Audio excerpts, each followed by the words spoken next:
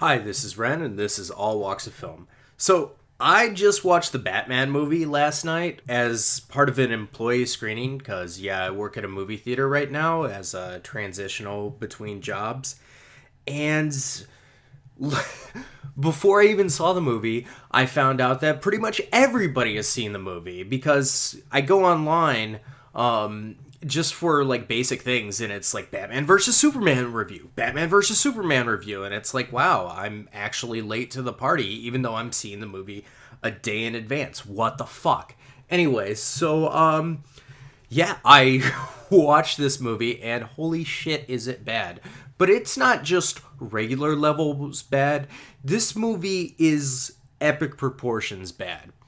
And for many of you, you just want to go see Batman fight Superman. And yeah, the inner 9-year-old in you might be satisfied by that. But overall, this movie was just fucking awful. And let me get into that. Sorry.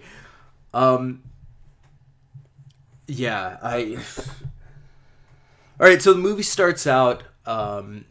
Bruce Wayne is with his parents. You know the drill. His father and mother get shot, and then he falls in the Batcave, and then he becomes Batman. But in his dreams, the bats somehow levitate him, which I was watching the scene going like, what the fuck? And then it turned out to be a dream, but still, it was kind of stupid.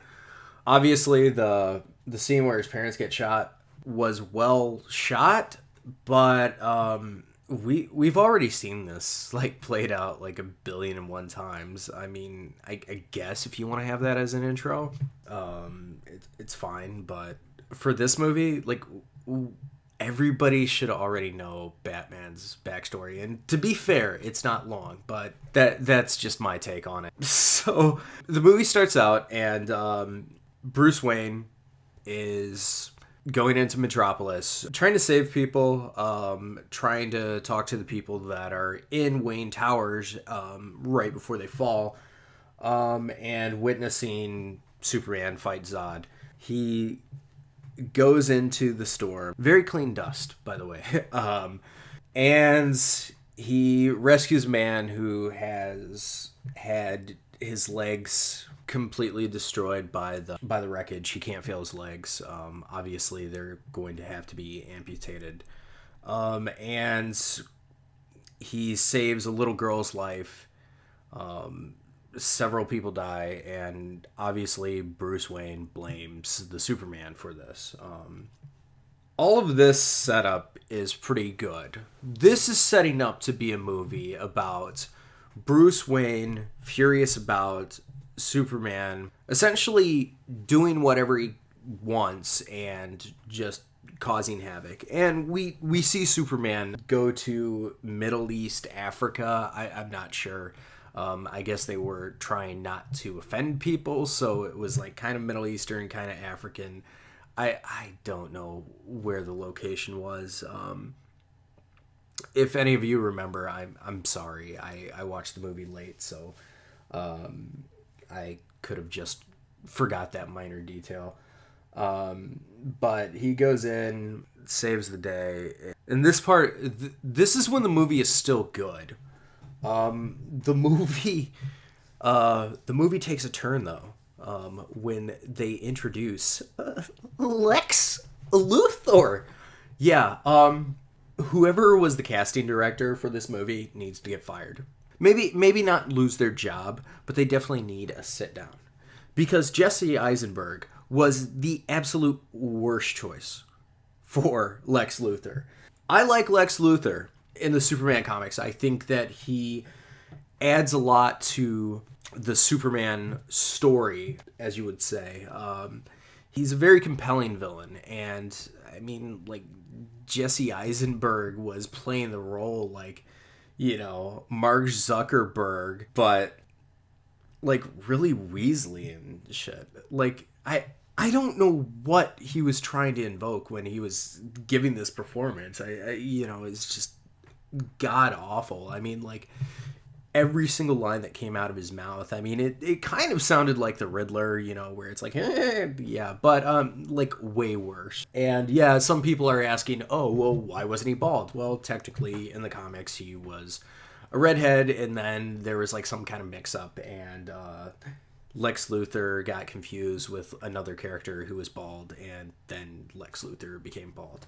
So, I mean, that's like the backstory behind that. So, I guess the movie was like trying to incorporate that, but nobody fucking cares because Jesse Eisenberg is fucking awful in this role. Yeah, so Lex Luthor sets up a plan to have Batman fight Superman in this epic gladiatorial thing. You saw the fucking trailer.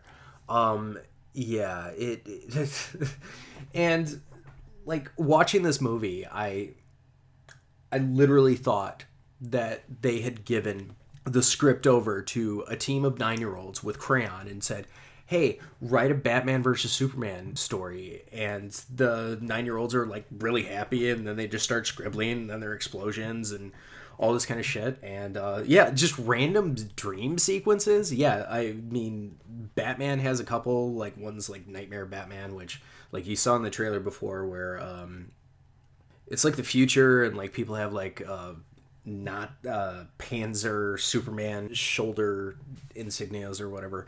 And like Batman's like fighting him off, and oh, he snapped somebody's neck, but it's a fucking dream. So yeah, there are a couple dreams that like have no explanation whatsoever in the movie. They just like kind of appear, and you're just like watching the movie going, okay, I guess this motivates Batman because of his dreams and fear that Superman is a tyrant and he needs to be stopped and all that stuff. Okay, whatever.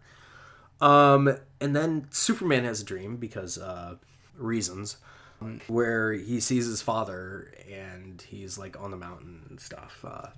Like I said, I watched this movie late at night, so like part of the movie is like a little bit fuzzy, and I apologize for that, but it wasn't really a smart movie. So essentially, Jesse Eisenberg sets up this ultimate plan to blow up the House of Representatives or Congress. Like, I'm not really sure. Like, I'm sorry, I don't know the exact building. But anyways, the person who lost their legs, he made some deal, and there was a suicide bombing, and Superman, of course, was blamed. And then Batman, of course, gets pissed off, and then he's gonna fight Superman. So like you're watching all this stuff, and it's so stupid. And then like, so finally, Batman and Superman fight, and if you're a 9-year-old, you will enjoy it because essentially it's a whole bunch of explosions. And I will say I like the part where Superman got his ass kicked by Batman, because I really don't like Superman. Superman is too powerful, and the only time that I like seeing Superman is when he's getting his ass beat by somebody with kryptonite, which, yes, Batman gets a hold of because Lex Luthor finds kryptonite, and he finds it in the ocean and all this kind of stuff. And I do apologize. It's just, God. Oh. So the whole fight was so that Superman could protect Martha Kent.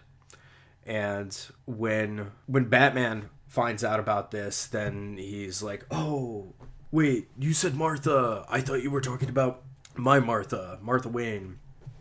And yeah, the two kind of like bond over that, and then they work together. Then Wonder Woman shows up because Lex Luthor created Doomsday by... Okay, this is really stupid, but like, trust me. Lex Luthor creates Doomsday by cutting off the fingertips of Zod and putting them on his fingers, and then going into the ship that Zod was in, and then drawing his blood, and that creates Doomsday. Why? Reasons. Obviously, if you've read the comics, that's not how Doomsday is created, but they decided to do that. So they all fight Doomsday. And then Wonder Woman shows up, and then she's fighting Doomsday.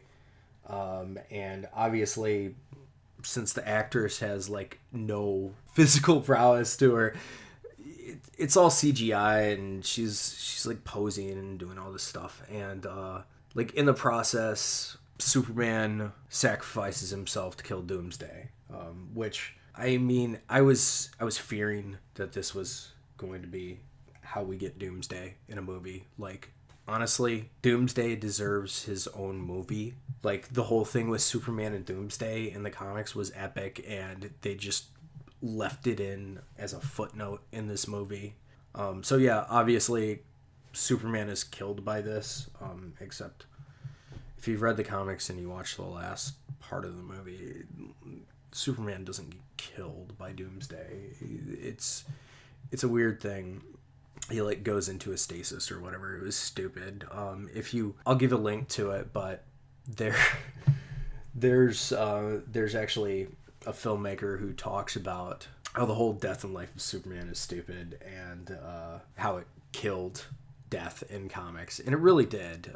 So yeah, seeing Superman die in this movie is like not that big of a deal, but the audience that I watched with, which was coworkers, cheered because yeah, it fuck Superman.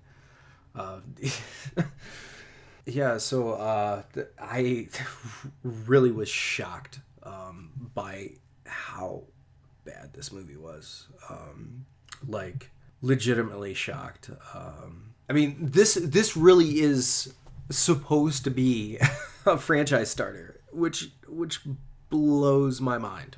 This movie is actually trying to start the Justice League franchise, and while there were some hints in the movie about the Justice League, yeah, there's like a computer screen, and they show Wonder Woman, they show Cyborg, they show the Flash, and they show Aquaman, which I was expecting to like Aquaman when I saw him, but it was just like this brief moment. And yes, while I do like Jason Momoa, the scene was a little bit laughable, and Aquaman has not been redeemed yet as far as movies go. But that could change, but definitely not with Zack Snyder at the helm. Like, Zack Snyder was a bad choice for this movie, like legitimately bad. I have no idea of why they chose him. I mean, yeah, Man of Steel was decent. Yes, I actually enjoyed Man of Steel, which I know a lot of people had issues with, but I mean, like, it wasn't Batman versus Superman. I can tell you that. Oh, God. So let me know what you think in the comments. I definitely have a lot more to say about the movie. Right now, I'm a little bit tired, which I'm sorry, but I watched the movie at like 1 o'clock in the morning, and like I woke up early this morning because I got a phone call, and I thought I'd do a review on it. Anyways, let me know what you think in the comments below. I will definitely put out a better review of this later, but this is essentially my first reaction to the movie. So there you have it. Thanks for listening.